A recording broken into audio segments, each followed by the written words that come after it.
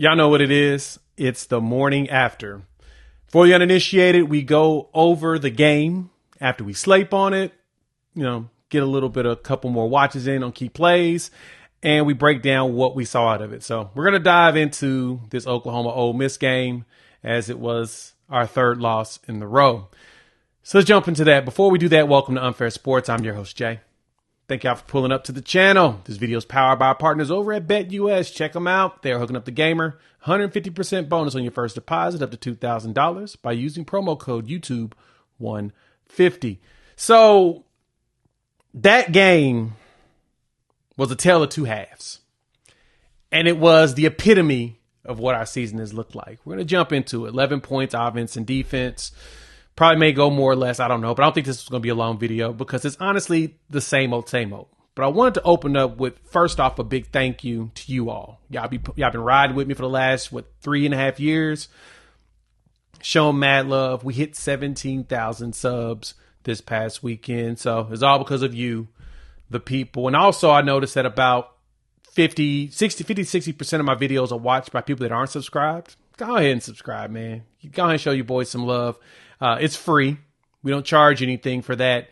And yeah, it does nothing but help us out long term on this dream. But again, this game was a tale of two halves. We're going to have to dive into both of them, but not a lot. We'll start off with offense and just kind of how I saw this game was going. Offensively,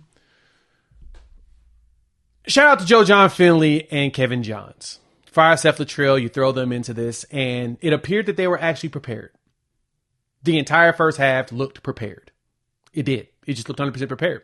Didn't look scripted. It looked prepared. It looked like they knew what they needed to do to get Jackson Arnold going and get him comfortable. We looked like a competent offense. That's why we led at the half 14-10. Even better, we finished the game with 24 first downs? 16 of them was in the first half. We had 16 first downs in the first half. You cannot beat that. That's driving the field. That's movement. That's growth. That's moving forward. But then the second half happened. And on offensively, the second half, it looked bad. And it got even worse when we had our first injury, which was Jacob Sexton. When Jake dropped, the team changed. Crazy stat when it comes to the run game. We came out of this game with 147 yards rushing on 50 carries. We ran about 50 times, 2.9 yards a carry. Not that good. But we were getting movement. We saw a lot of it with Jackson Arnold early. But the way that Ole Miss's defenses adapt, especially when the injury hit, it hurt. Let's talk about it. But first, shout out to BetUS for sponsoring this entire college football season. They are hooking up the gamer. 150% bonus on your first deposit up to $2,000 by using promo code YouTube150. They've got all kinds of stuff going on. Football, basketball, all sports are available on the site. And some good stuff. They have a lot of promos like our 150% bonus on your first deposit, and you get 125% on your second and third deposit when you use that promo code YouTube150. They even have gambler's insurance where they're going to give you 10% back of your net losses twice a year. Nobody else is doing that in the game, so they're trying to find ways to keep you going and give you the opportunity to win those back if you have losses. But, there's a lot of games in here to choose. Oklahoma's got Maine this weekend. We're going to be a big favorite. We'll see what that line is going to be later this week. But check them out, BetUS. 150% bonus on your first deposit to $2,000. 125% on your second and third deposits up to $2,000 by using our promo code YouTube150. BetUS, where the games begin. All right, so from there, the sack stat is what got me. We gave up 10 sacks in this game. So, I mean, we can beat up on the offensive line. We've done it every week, week over week, week over week. I mean, what more do you want me to say about the offensive line? It's terrible. It's really bad. It's very piecemealed. And I got a video coming out tomorrow about the offensive line and when it comes to recruiting and in preparation for the SEC and kind of show y'all how we were unfortunately behind because of circumstances outside of our control. You'll see when I show you kind of the breakdown. But the line, young, bad. So Sexton gets hurt, comes out. Jake Taylor didn't even travel. That's our two guys from 23. Like literally our only two guys from 23. And I'm sorry, from 22. Our two guys from 22. So they're your redshirt sophomores. And Jake didn't play. Taylor didn't play. Sexton gets hurt. Then you got to bring in your redshirt freshman, Logan Holland, on the left side. And it did not go well for my boy. We know how bad it was. So we gave up 10 sacks in this game. They were credited with 10 because the Bauer Sharp pass and run that was a tackle for a loss was actually considered a sack because it was a lateral. And it looked like it was going to be a pass, I guess. I don't know. But they got 6 sacks in the last 2 possessions. 6. Went the whole game. 4 sacks all game. We gave up 6 sacks. 6 sacks to close the game out. 6. Perkins had 4 in this game. He looked like R. Mason Thomas was looking earlier in this season. Line's bad. Piecemeal, a lot of transfers. Didn't work out. It's the way it works. You're wondering, Jay, what happened to the recruits? 21 and 22, we didn't take very many offensive linemen. We didn't take very many. And like I said, I'll explain the details on that in another video because it's a lot more than just what we can talk about here. But about this game, Jackson Arnold looked competent, looked comfortable until Sexton went down. The minute Sexton went down, you could see in his face that he was distressed. You could tell that he was like, yep, this is going to go really bad. Especially because it was what? His blind side that kept coming after him. We got to stop sending running backs out there to protect Jackson Arnold. No more. Stop it. Running back should be blocking with linemen at all times. Tight ends should be blocking with linemen at all times. And one thing I don't get, Bauer Sharp, 8 catches, 53 yards and a touchdown. Solid game. The touchdown in the back of the end zone was fantastic. Showed his athleticism. He is literally our go-to wide receiver. J.J. Hester had 1 catch, 19 yards. That was a really good catch.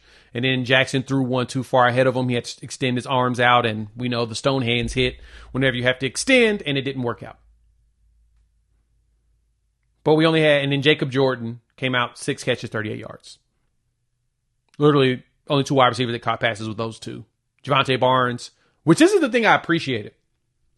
We actually dumped the ball to the running back on a regular basis. A lot of checkdowns. That was a smart strategy by the OC.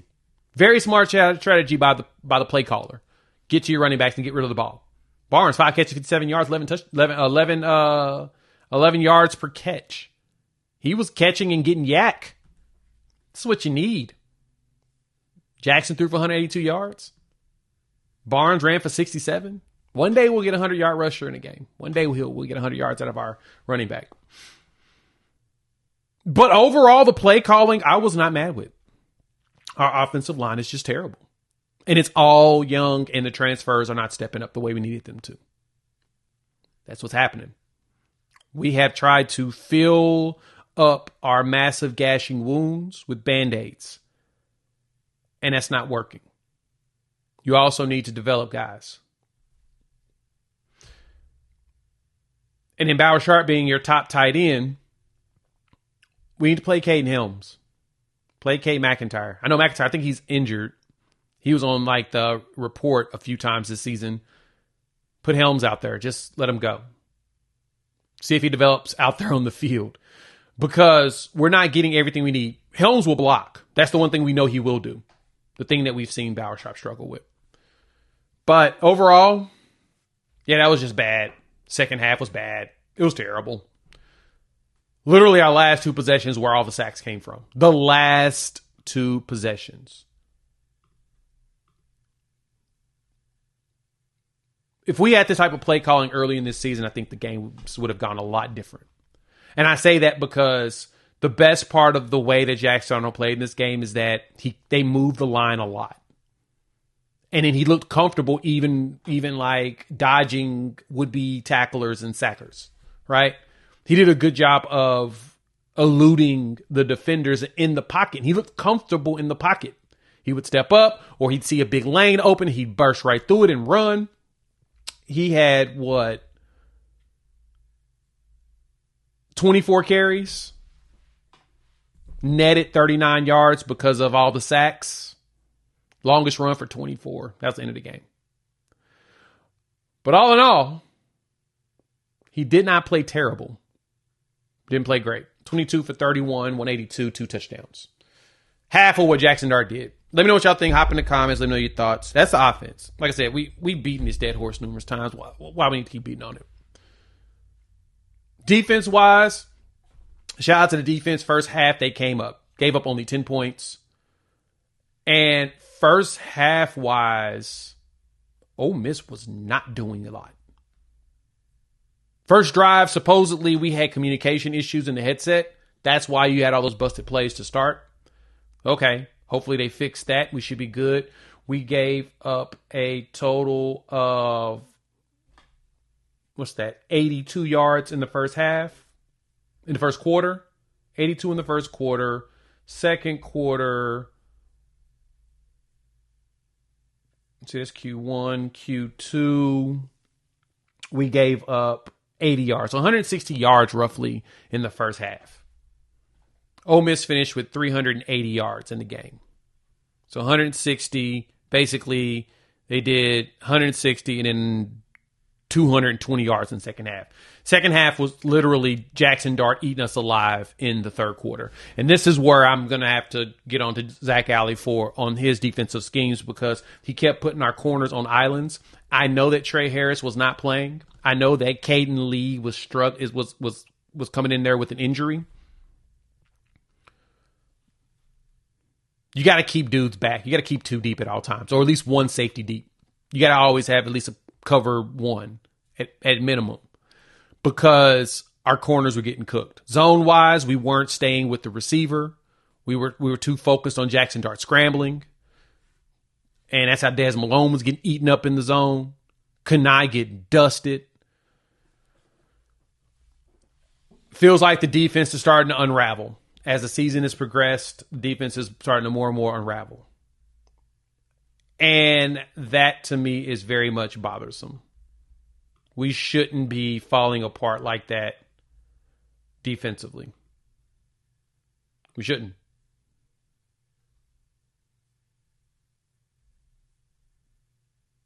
Our efficiency has dropped from 12th to 14th. Still top 15, which shouldn't be. We've got to get better in that capacity. Second half, especially in the third quarter when the first set of adjustments comes out, we got to get pressure. And it doesn't seem like we were doing much blitzing. I understand that there's fear of Jackson Dart scrambling again.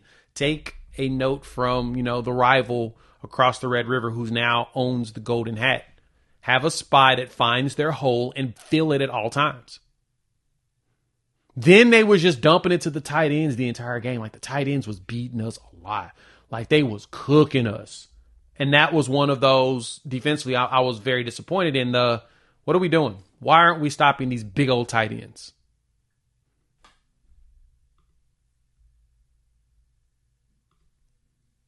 Prescorn, 5 catches, 71 yards. Eating us up. Watkins got that deep one for the touchdown. They was wearing us out. Like, I think every person that caught a ball caught one for at least 20 yards. We were getting up a whole bunch of big plays.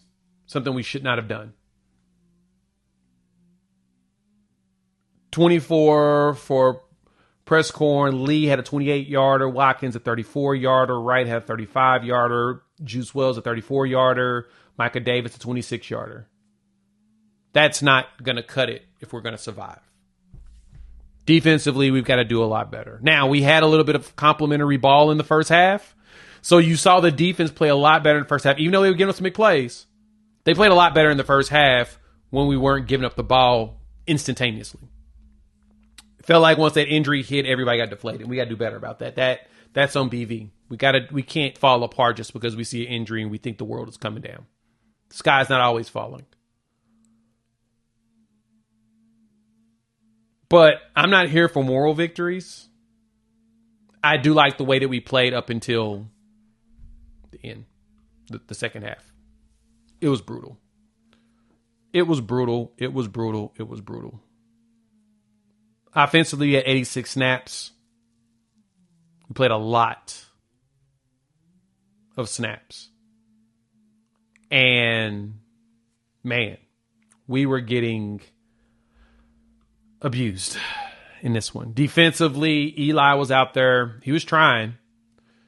The D-line was getting their pressure, getting some pressure, but it's not enough. They got a lot of good tackles on the run game because they didn't even run for 100 yards in this game. We helped them to net less than 100 yards. I think it was like 69 yards rushing in this game. We only got 1 sack in the game, too, which is even crazier. So, 69 yards, 31 carries, 69 yards. That's what we did. Probably one of our better performances on the run versus a team that's typically pretty good at it. But Jackson Dart throwing for 311 yards, bad. We've got a lot of work to do, but we made progress.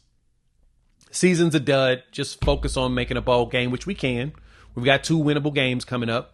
Very much winnable games. One that we should win by a lot. The second one, it appears that they don't have their quarterback and their top running back, and we should be able to win that game too. We've just got to go out there and execute. Let me know what y'all think. Hop in the comments. Let me know your thoughts. How y'all feeling? I know a lot of you are upset. I know. I mean, there's nothing I can't.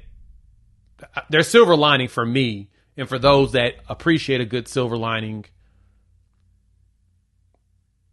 we're probably going to start playing all the young players even more. Like, y'all want to see the young players. We're playing young, and they're going progressively down further to younger. So we're going to have to give them grace and mercy and hope that it works out. You made it this far, like the content, hit the like button. If you're new to the channel, subscribe. I'd love for y'all to join this family of Sooner fans talking OU football, SEC, college football in general, having a blast doing it. We'll be live tonight. Me and Coop will dive into everything. And, yeah. This video is powered by our partners over at BetUS. Check them out. They're hooking up the gamer. 150% bonus on your first deposit up to $2,000 by using promo code YouTube150. Another loss. We'll win this coming weekend. I'm not concerned about Maine. We'll win. And then we just got to figure out if we can beat Missouri and go ahead and get our second SEC win, especially on the road. That'll be even better. We'll chop it up with each and every single one of you this evening. Peace.